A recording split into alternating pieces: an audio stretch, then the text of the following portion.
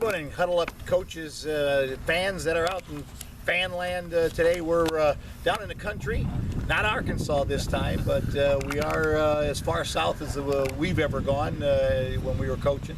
And we are in Lowell, Indiana, at the site of the Lowell Red Devils football field, here with two great guys. I've really been looking forward to this interview because I think they have so much in common. It's unbelievable. Number one, on my far right, Jimmy Carlson.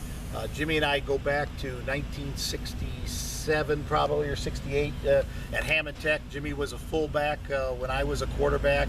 He's a year younger than me, so he was able to be, I believe, a player on the only two teams to get above 500 at Tech in the last 20 years.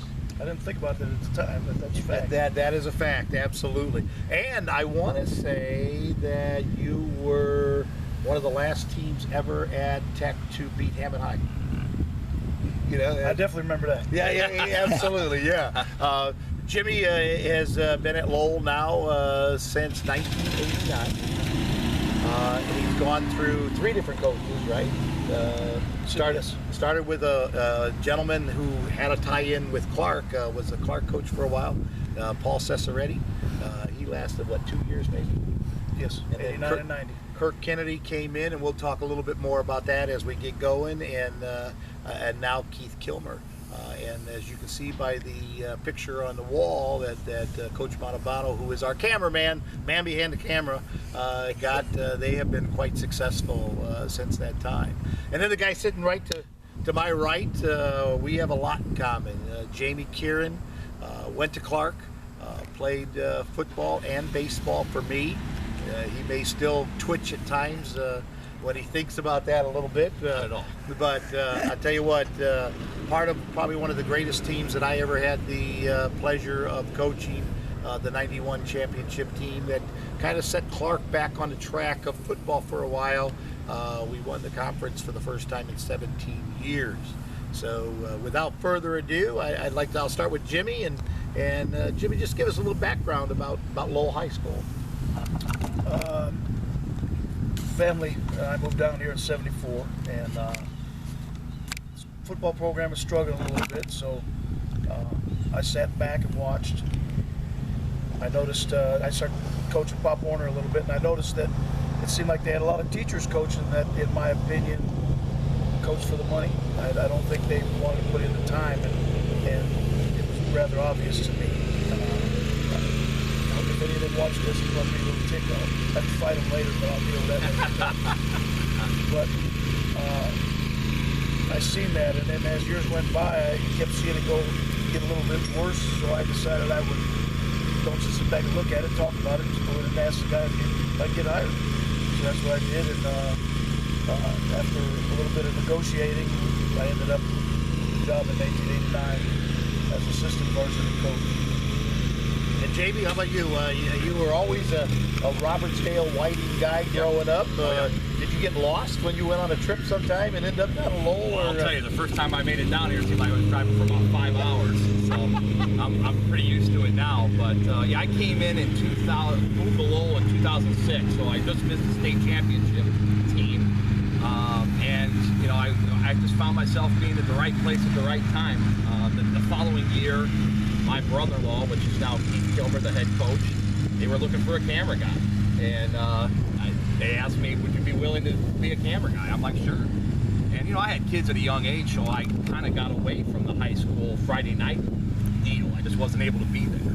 So it was very nice to get back into it, get back on Friday nights and just be a part of it. And that's what I wanted to be, and I just got lucky. So. But, you know, and one of the things that I want to talk a little bit about is these guys, and Jimmy alluded to it a little bit, these guys have been in both spectrums. I would have to say that Lowell was not a familiar football term back in the day when you started. They had struggled in the Lake Suburban Conference and things of that kind. So you saw it, you know, at that end, and you've seen it at the pinnacle.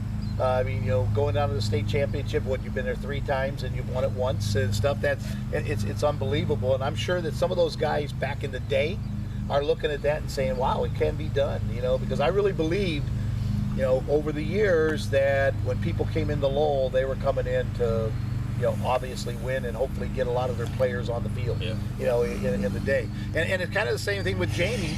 You know, Jamie was part of the 1989 Clark team that was 1-9. We struggled. We got beat by Whiting 60-0. You know, we got beat by Bishop Knoll. They won the state championship. I think that was 41-0. We took our licks, but the coaching staff at Clark, myself, Fred Barron, Steve Ridgely, Jimmy Blair, we had made a commitment and said, you know, we're going to play 7 sophomores and both ways, and we know we're going to get beat up, but hopefully somewhere down the line it's going to change. And in 91 it obviously changed.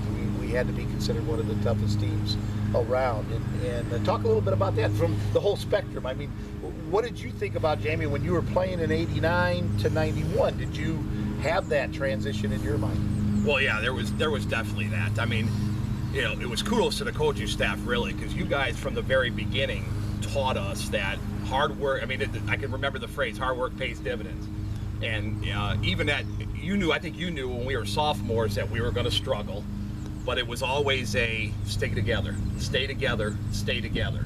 Off season, stay together, and we fought you like crazy. We didn't want to be running on the track at 3 o'clock. You know, I sure didn't, right? And I know my guys didn't want to do that either. But you know, the fact that you kept us together, and it paid dividends. 2 years down the line, you could see it. The next year we got better. Yeah. By the time we were seniors, we were very good. Very good. And you know, so that I saw the transition for sure. Fantastic. Well, and Jimmy, what about you? I mean, did you think when you started that you would get to that 06 championship game or 05? Well, I'm the type of guy that one game at a time. Yeah. So 1 year at a time, and definitely seen the progression as we went.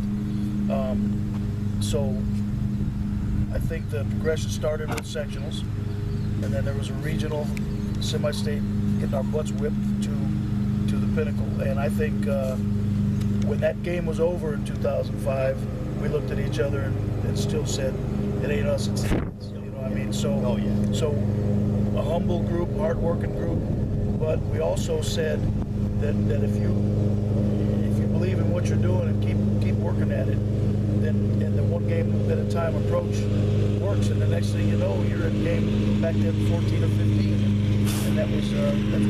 Yeah, it's tough start that year. And a tough start that year. Yeah, like 1-4 to start the year. So, that transition. You talk about a transition, Yeah, right? Absolutely. Yeah, there's no doubt about that. But again, I'm going to point this one to Jimmy. I take that back to Jamie.